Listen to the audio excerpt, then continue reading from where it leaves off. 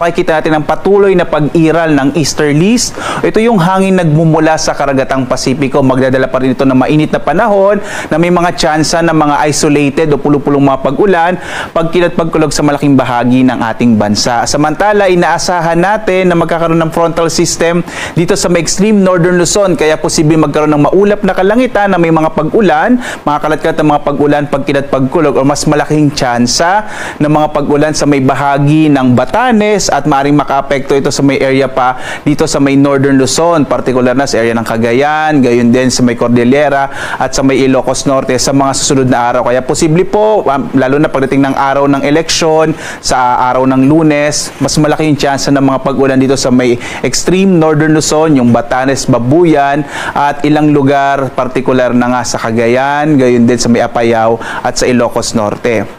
Samantala naman sa ngayon, wala tayong minomonitor na anumang low pressure area sa loob at labas ng Philippine Area of Responsibility. For this week, malit pa rin yung chance ang magkaroon tayo ng bagyo. Gayunpaman, kagaya ng binanggit ko, lalo na't papunta na tayo sa panahon ng tag-ulan, mas mapapadalas na yung mga thunderstorms natin sa hapon hanggang sa gabi sa malaking bahagi ng ating bansa.